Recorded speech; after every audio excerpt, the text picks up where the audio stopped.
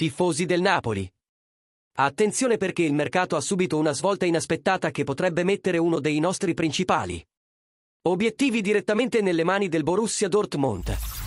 Sì, stiamo parlando di Dan Ndoye, attaccante del Bologna, che era stato considerato un elemento chiave nel progetto offensivo di Antonio Conte.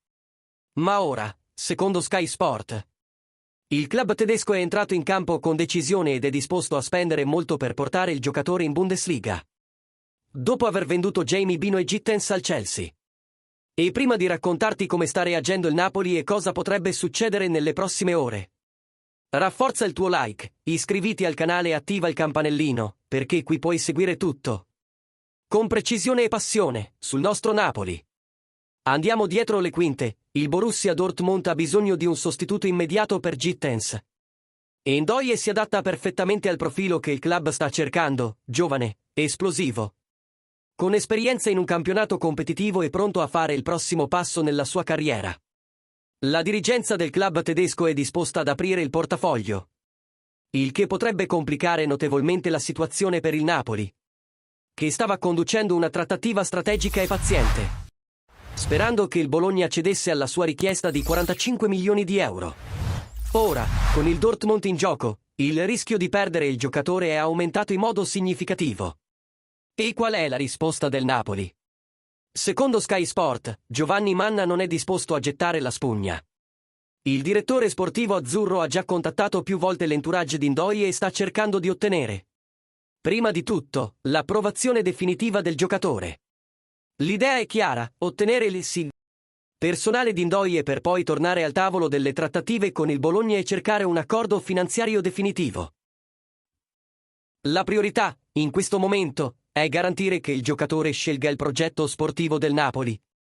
Con Antonio Conte, la Champions League è una squadra in fase di ricostruzione, piuttosto che la Bundesliga. Il tempo, però, stringe. Con il Dortmund che agisce rapidamente e con un margine finanziario maggiore, il Napoli deve decidere se aumentare l'offerta o cambiare obiettivo. Dopotutto, il club ha già praticamente chiuso con Noah Lang e sta anche valutando alternative come Antonio Nusa, che potrebbe essere una mossa più efficiente in termini di costi-benefici. Ma Conte vede in Ndoye un giocatore che si adatta perfettamente alla sua idea di gioco: forza, esplosività sulle fasce e disciplina tattica. Per questo motivo, il Napoli non vuole rinunciare così facilmente. E ora, tifosi azzurri, vogliamo sapere la vostra opinione.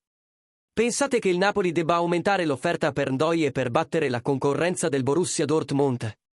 O sarebbe più sensato cambiare obiettivo e investire quella cifra in un altro attaccante con un maggiore potenziale di crescita, come Nusa?